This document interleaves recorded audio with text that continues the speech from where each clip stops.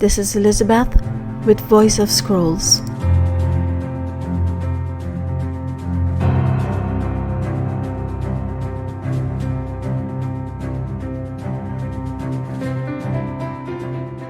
Hello, Marilyn. Welcome to Voice of Scrolls. And it was a real honor to be able to be a part of the journey of the publication of your book, Fortress of the King. This is your second book, right? Your first book is called Just Slow Down. Do you want to take 1 minute and just tell us just a little bit, because I haven't read that book? Just Slow Down is a story. It's my story, actually, that Holy Spirit compelled me to write. And it's all about when I lost my leg and the growth that I experienced after that in my relationship with the Father, with Holy Spirit, with Yeshua. And it amazes me. But the whole title of the book is Just Slow Down, Pursuing a Miracle. And I'm still pursuing that miracle. But I have a promise with it. Where is that book? Where can we get that book? Because I think that sometimes the slowing down, we are forced to slow down. If we don't slow down by choice, we are forced to slow down. Where could we get that book? It's on Amazon. It's on Amazon. Just Slow Down. Okay, Elizabeth, just slow down. Yeah, that really speaks to me. So this brings us to your second book, as previously mentioned, Fortress of the King. That name alone, when I read that name, Fortress of the King, of course, the word fortress, it had a strength in it. It has a strength in it. And then you did amazing artwork that accompanies that book. And so you're an artist, you're an author, and also you lead court sessions, heavenly court sessions. How did you begin to write books as a whole? I have been a writer just about all my life. And I spent more than 20 years as a freelance writer and helping to support my family. And I just love putting words together into thoughts. And an artist, you're an artist also? When did you start to paint? About the same time I started to write. Wow. Okay, and tell us about the court sessions, the heavenly court sessions that you lead. When did this start in your life? Because I don't know if I think it's this era that we're in, that we're hearing a lot of that we are visiting the courts of heaven, the mobile courts, the courts of kings, the courts of angels. Could you tell me a little bit about that? I learned about the courts after I lost my leg. And I heard about Robert Henderson on somebody promoted a video, and I watched it and I thought, is that true? Why haven't I heard of this before? And took myself in, and things happened. And I thought, this is too cool. And then I heard about Mike Parsons, and then another friend told me about Ian Clayton. And I started going more. And then I started going with a friend who could see. And then we started taking people. And now I have a crew of seers who I can call on for different times. And we take people from all over the world into the court to help get their problems dealt with and to see them get freedom from things that are bothering them. And this has been from the very start about 5 years, maybe that long. And it's just gotten better and better. Wow, that's incredible. So this brings us, thank you, Marilyn. This brings us to the writing of Fortress of the King. Somehow the title alone, even though it seems like it's a strong title, it has a tenderness to it also. I could feel the tenderness to it. So could you tell me, what was your motivation in writing this book with such a title? Because the title is not just a title in a book for people to say that's a nice title. It means something to you, the author, why it is titled as such. Okay, well, I'll tell you why I wrote the book first. Okay. And it's because I was sitting with Holy Spirit one morning, Mhm. and Holy Spirit said, I want you to write a book on the attributes of God. And I thought initially that could be dry. And because I was thinking textbook. And I said, do you want to tell me how this book is going to go? And the Mhm. Holy Spirit starts telling me a story, Mhm. which is the first page of the book. Mhm. And I said, that's a good story. I want to Mhm. write that one. And so it's been a partnership ever since between the two of us. And we all start out like a fortress.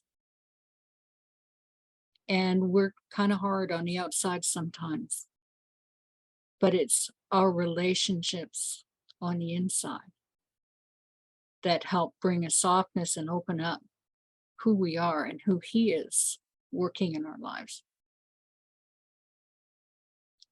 And I've had such a good time writing that one. And then there's two more that are coming that go with that story. And Holy Spirit gave me all the titles at the beginning. So it's Fortress of the King, Mountain of the King, and the Sovereignty of the King. Okay, so the first page, I'm looking at the chapter one. And would you mind if I just read a little bit of chapter one? Feel free. Okay. So this is what chapter one says. Crows circled over the open land, periodically driving down before ascending again, calling loudly to each other. Dark gray clouds hung low in the sky, so low that in some places they seemed to brush against the bare branch of the few remaining trees. Jacob shivered under his cloak, and the heavy woolen fabric now showed frayed places along the edges, and it didn't keep out the weather as it once had. It was also too short for his suddenly increased height, but it was better than nothing. He tried shifting it so the clinging dampness from the rain earlier in the day did not chill him too much.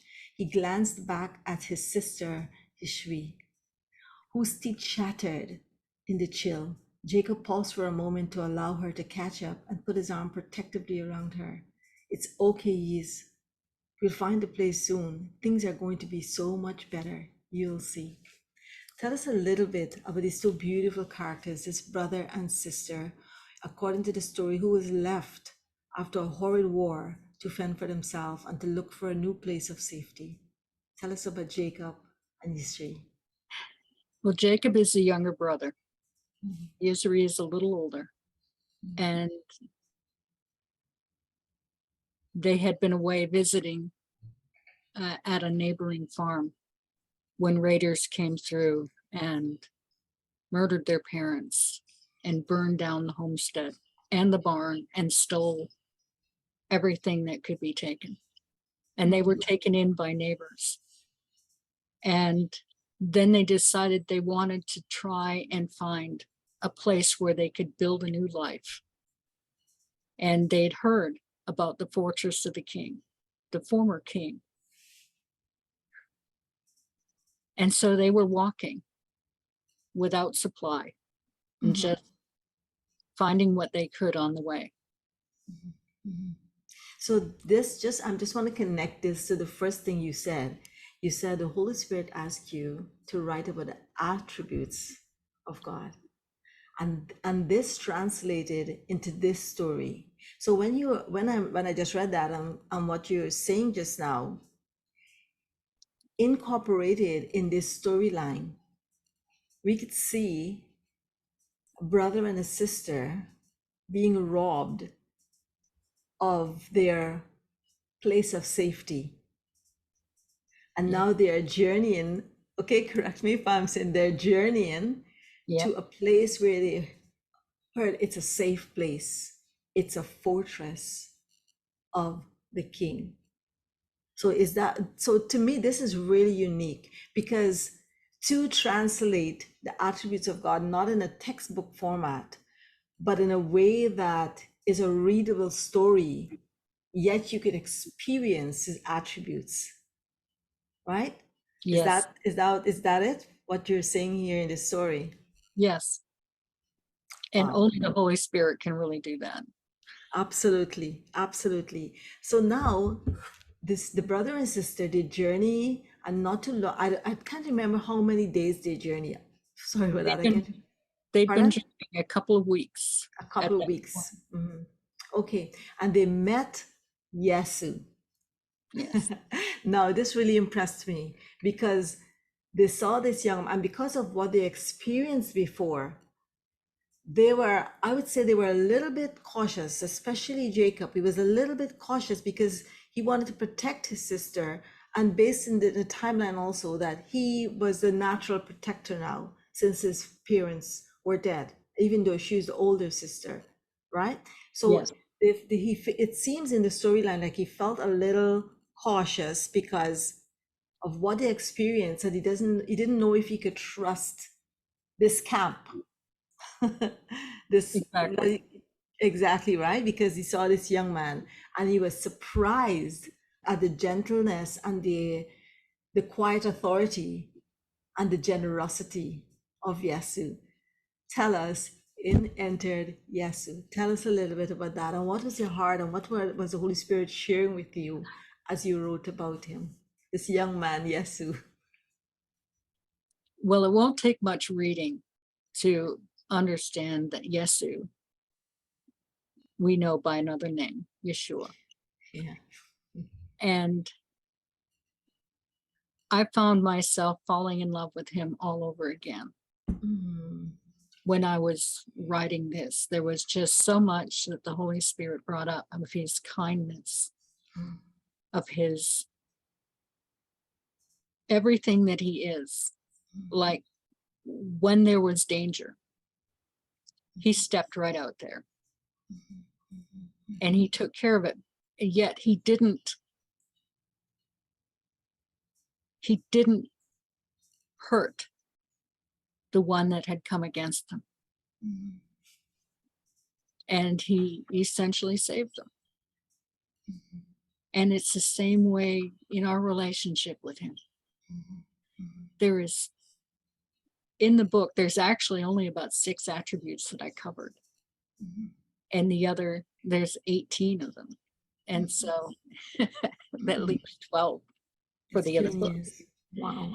You know, this every character that the Lord had you write here in the pages of these books, I think we could relate to these characters, right? Yes. In our relationship with Yesu, because we see the brother and sister lost, sort of alone, looking for a place of safety, looking for a community, as it were. And then we see Asher, a young girl also who has lost everything, and she's by herself. She's suspicious. She doesn't know who to trust. She's kind of homeless, really, and she's looking to make a place for herself and trying to get along or get by with whatever she has, regardless of what she has to do. But that wasn't her true heart. The situation changed her. Tell me a little bit more about Asher, so Yeah. everybody could get to know this beautiful young lady. Asher was truly a beautiful young woman who had this long golden hair that was unlike anybody else's in the area where she lived. And she was also from a small area. And her father was not a kind father. And he tried to sell her off to a local landowner because the landowner was old, had already buried 2 wives. And her father was counting on him to die first so that he could control the inheritance and basically leave nothing for his daughter. And she didn't want anything to do with that because she didn't like the old landowner. He was a mean man. Mm, And so she said no. and her father tried beating her into submission and it wouldn't work. And she ran away. Mm. And the landowner took out revenge on her dad. And she felt bad about that when she heard about it. But she felt that she really needed to get away. And so she was essentially a lost person. Mm. And because people were paying attention to her hair, she took a knife and hacked it all off. Mm. So she would look like a man. And, you know, wore a cap over her head and did everything she could to Mm. look like something that she wasn't. And we see a lot of that in the world now. Mhm. Mhm. Mhm. Mhm. And there's always hope when they Mhm. meet with Yeshua Mhm. or Yesu. Yes, Sue. And that really, it just moved my heart because I'm thinking of so many, and as I know you also would have, you know, probably relationship or get know people who are walking this kind of situation, and they may not have cut their hair, they may not have, they may look normal, they may like just look like any average person or seem accomplished, but inside they have become someone else because of the experiences of life. And so it's what we call, I think, false coverings, False identity, a anyway. false identity. And because and that happened because she was in an unsafe place as a young girl. Her life alone addresses so many things, that the place that was supposed to be a place of safety was a place of abuse.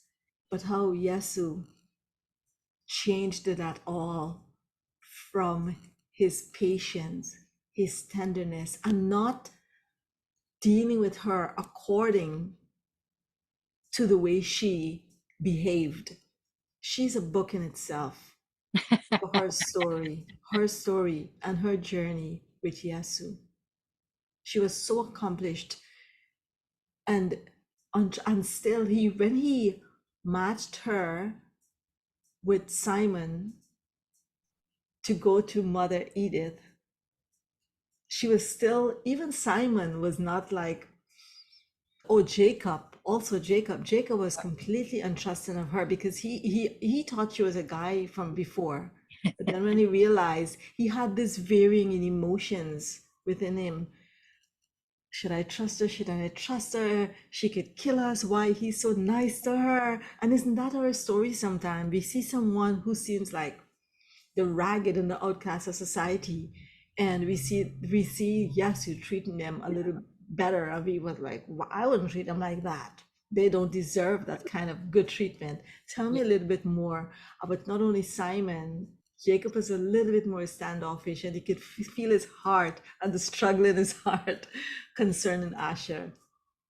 Well, Simon had gone through some hard times himself, and he was at the fortress, but he was destitute because the one in charge was determined to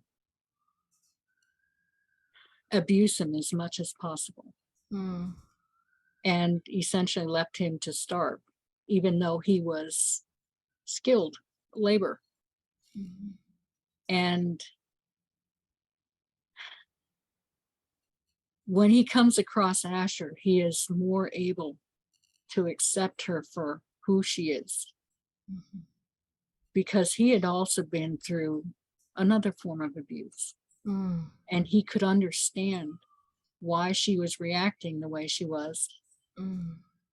Whereas Jacob had never experienced anything like that before, and he didn't have experience Mhm. to draw upon Mhm. to understand Mhm. why she was acting the way she was. Mm. And we're all really a work in progress. Mhm. Mhm. Mhm. Mhm. Wow. You know, as we're talking about this story, lifting it off the pages and speaking about these characters in this story, I would say that I would love to see this made into a movie, even if it's an animation movie, because like I could feel the presence on it. I could feel the frequency, the beauty, the attributes of our Father in this story, everywhere in these pages. For different persons, different personality, different experiences in life. And the core of who you remain is the King, the one who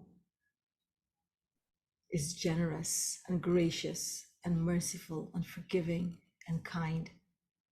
Yeah. And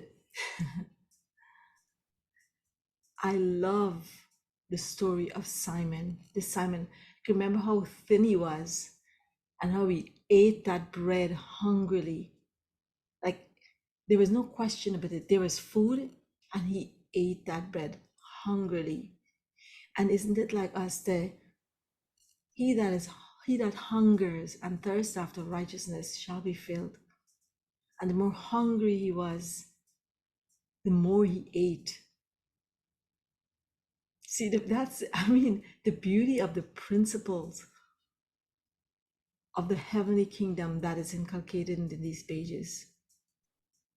I remember Simon sitting at the table and just looking at the others as they were eating. And when he was offered that, and we are offered the living bread, to eat as much as we would have.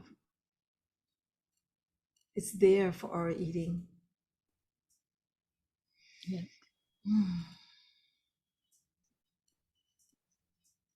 And I And think that was yeah, the first time he could remember being treated like a real person of with needs dignity. and wants. Mm. And that's what brought him into alignment, Mhm. was the recognition that he needed things too. Mhm. Mhm. I see a thread running through all of this with each character, and it's the place of identity. And because, if each person came from a place that, and different experiences, of course, like you just pointed out Jacob, and you pointed out Simon's situation, and why Simon had more mercy or compassion or understanding toward Asher, and Jacob did not. But he also was destitute. He also had bad experiences that affected him. But each person was able to find peace and rest in their journey and encounter of Yesu, with Yes. Yesu. It's almost like, yes, it's peace, yes, it's rest. I don't want to make it too, but it was this place of almost like you're breathing a sigh of relief. That's what I felt there. Like they're breathing a sigh of relief when they met him. Like when they met him, they know it's gonna be okay. That's what it felt like, And there's then Yohanan. Yohanan had his own story also. His dad went away to war, right? Yes. And then Yesu's mom, his aunt, came, Yes. and he's a very strong, loyal character. Tell me a little bit about Yohanan. Johannan's a little older than Yesu, and his mom and Yesu's mom were sisters. His dad got tired of working the small farm and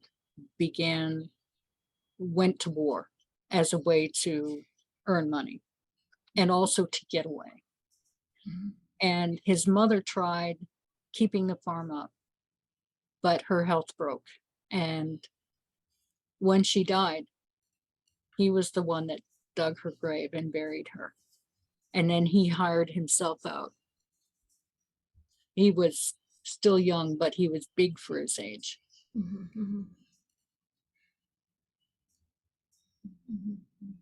And he just kept everything in. And then Yesu's mom hadn't heard anything from her sister for a long time. She came to look for him, and she couldn't find him there because the farmstead had been abandoned. And she asked around until she found him. He was working as a shepherd. And she convinced him to come back with her so that she could help raise him and get him some schooling and stuff. And by this point, he had already decided that school and everything else wasn't for him, but he loved his cousin Yesu. You could see They that. became fast friends. And Yeah. when there was trouble, you could usually find the two of them in the middle of it. Wow.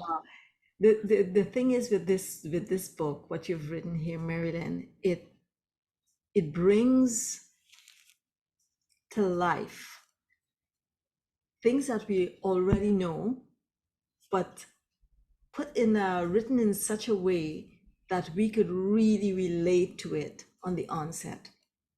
It brings it to, I mean, some of the things that we are addressing here, it's written, it's in between the lines of the book, like each story. So I would encourage anyone who purchases this book to not rush it through. Just slow down. To not rush it through, but take your time and to look at each character and to engage with Yesu, engage with the Lord, because it's a book that is written as a story that we could read and enjoy and and take some time out for ourselves, but it's so much more than that, because as you can see from our conversation, that it has layered truths, layered storylines for each person. And that's how we are. Each person, we are an entire book. Our experiences in life, the journeys that we have with him, and how he honors each journey specifically. I heard somebody said a line recently. They said he is so big, he is everywhere and everything. I mean, it's simple words, but that spoke volumes to me. And even in this story here, for each character, he's everywhere and everything to them. Now we come to the prison. Oh my word. The way you wrote it, Marilyn, I felt as though I was smelling the stench of that prison and where these people were held captive. Like I felt like I could be transported there and walk there to see what these people were experiencing. It was horrific. Tell me a little bit more of where did this come from? What were you seeing or sensing when you penned those words about the prison situation and how these people were captured, living in such stench, and the ones like Simon, Johanan, and Jacob who went there to be part, well, not to be part of, they went down in the depths really to clean up this place and to give the people a better place, a better way to live. Tell us a little bit more about that. Well, I'm not sure where that must have been Holy Spirit's, more of Holy Spirit's contribution. But I could see it very clearly in my mind's eye when I was writing it. And the people who were in there, it was because of the last king that had been there, the one referred to as the old king, who had mortgaged his entire country to wage a war he couldn't win. And so there was no money really. And the prison warden was a man who was grasping for anything that he could get, even if he had to hurt others to get it. And so he had ample to look after everybody in that prison. Many of the people who were in there were there for no fault of their own, but it was because of the king had something against them, so they were locked up. and the key was thrown away, essentially. Mm. And when he died, there was no one to let them out because the warden liked getting paid and not having to use all of that money to take care of people. So they got fed really bad food, and there was no care for the prisoners. But when Yesu arrives and he hears about the prison, he's wanting to get it emptied.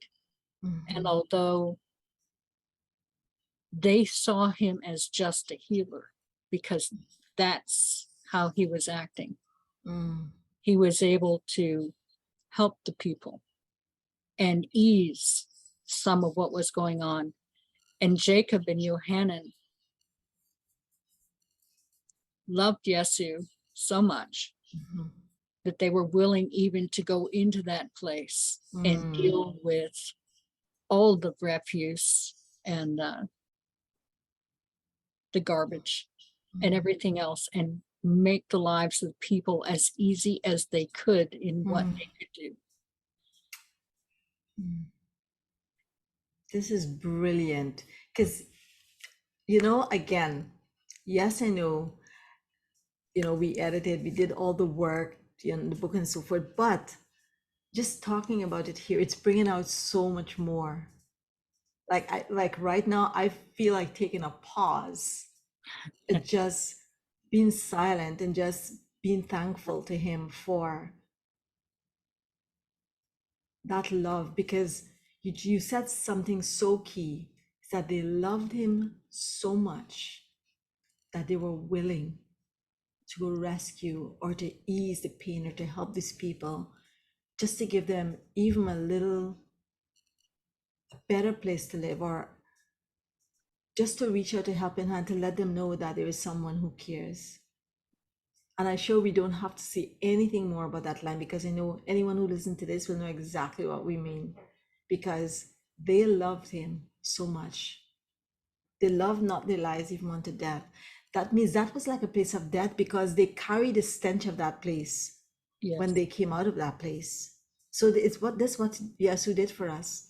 And it was before he came as the king. Yes. Oh my goodness. Wow. Thank you so much. Thank you so much, Lord, that Marilyn wrote such a book. The beauty of each character. Thank you. Wow.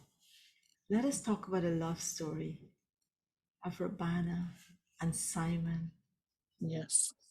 The way what happened to her. And this even addresses another issue of her and her handmaidens and the place they were locked up in, that they had almost like they had no voice. They had to be submitted to their situation. Not that they chose it, it was chosen for them. Urbana and Simon knew each other in another city where they both lived. And the old king had visited there. And Simon and Urbana fell in love. And they planned to marry. And as happens frequently, not condoning it, but it just happens, they slept together, anticipating getting married right away. And then the old king came through and he saw Urbana and he said, I want her. And essentially paid money to her parents to buy her and took her away. And Simon saw them taking her away, and she was trying to fight, but the king had all of his men there. And so he followed.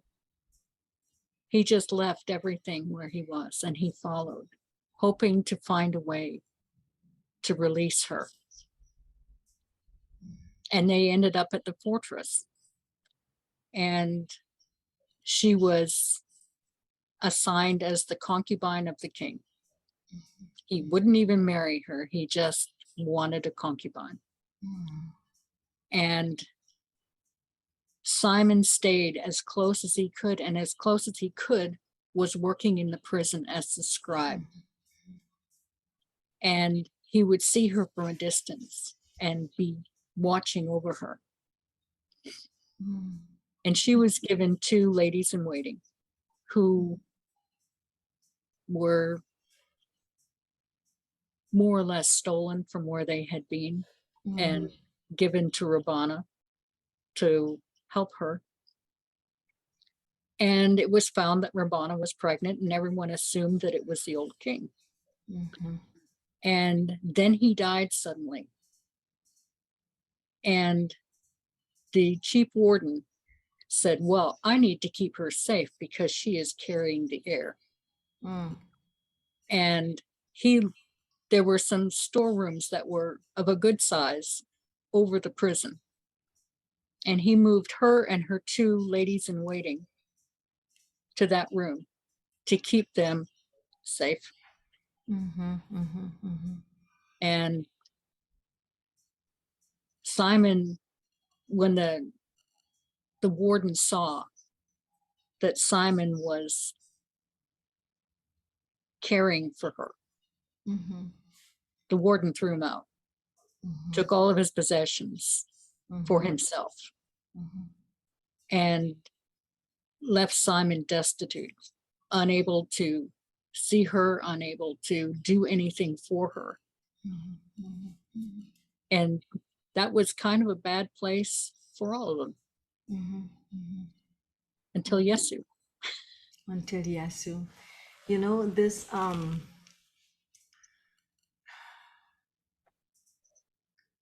the final part of this story speaks about the rightful king taking his place. The rightful king taking his place. I want to give the readers a little mystery. I know the readers might guess who the rightful king is, but I would love to leave that little mystery there because we have not given away everything. We didn't talk about Mother Edith and all the rest that is happening in the book. Purchase this book from Amazon and to just see what happened at the end of the story and how the rightful king took his place. There is much more what happened with Jacob and everything there that we don't want to talk about. There's some situations there that happened with Yisri in the prison and that those rooms, right? We don't want to talk about that here. We don't want to give it all away, but I would really want to encourage readers to go purchase this book. You could get it on Amazon, and you could purchase the Kindle version. You could purchase the paperback. Very powerful book. Marilyn, anything else you would like to say before we close this interview? The book wouldn't have come about if Holy Spirit hadn't wanted it. Mm. And the Holy Spirit was who led the story all through it. You've said some really nice things about my writing, but it's really the Holy Spirit who speaks through me when I write because I am a prophetic scribe. Mm. And I don't write without Holy Spirit until I know that Holy Spirit is ready to work with me at a particular time and giving me the images to write about. It would be pointless for me to write because it just would not be the same. I absolutely agree. And you know, I could feel that in this book. Absolutely. And even as we are sharing about the different characters and their journey to the fortress of the king, I could feel that. I could feel there's a sweet stillness or awe. I don't know if those are the right words to use, but there is a presence, there's a sweetness with this book, and our Yeshua. I could feel that. It makes me feel, I don't know, we're supposed to conduct an interview in a particular manner, but it makes me feel like ascension. You know what I mean? It feels that way. It just it feels as if I know these characters as because I'm sure everybody will be able to relate in some way to each one of these characters.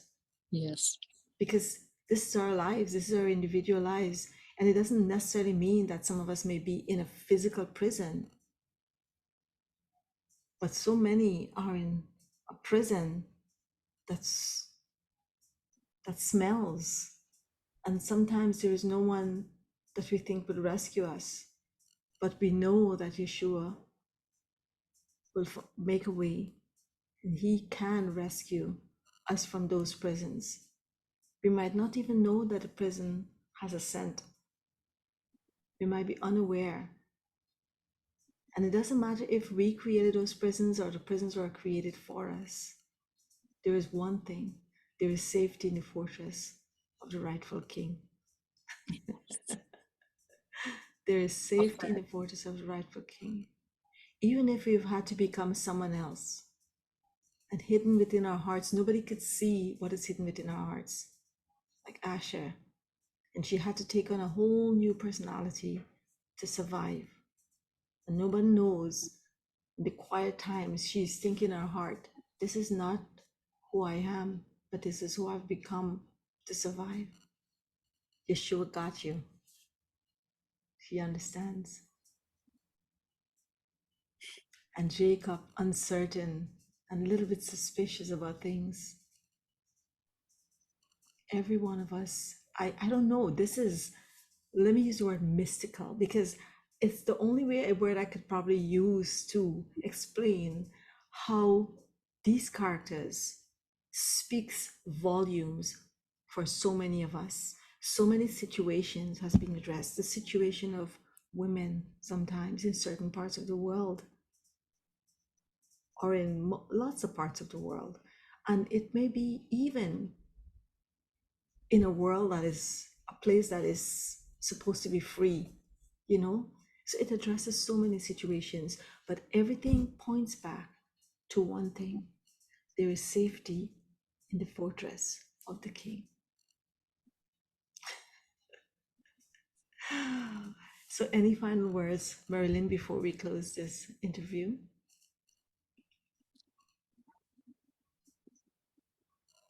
It would be tempting to think of this as just a book, Mhm. but we are creative beings. And when we use our imaginations, which are a tool that the Father has given us to create with, Mm. we create places. And I am certain that in some dimension, Mhm. the fortress of the king is a real place Mm. and it's being expanded upon. So it's a place that when you read the book and you use your imagination, you go there.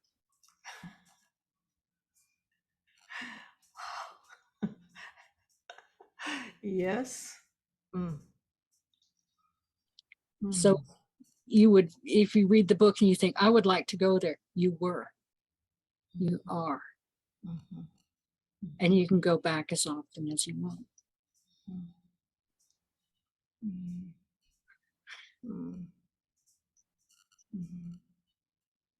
So again, Fortress of the King, you can get it on Amazon.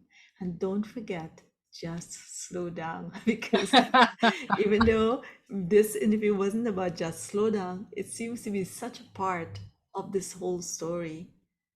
And because it comes from you in your scroll, Marilyn, just Yeah. slow down. You're the author of both of those books, and both of them you could find on Amazon. Marilyn, thank you so much for doing this and the beauty of this interview. I love it, just being able to talk about his attributes that wasn't in textbook style, but a lifestyle for our lives. Thank you so much, Marilyn. Thank you, Liz. Okay, bye bye then. Bye bye.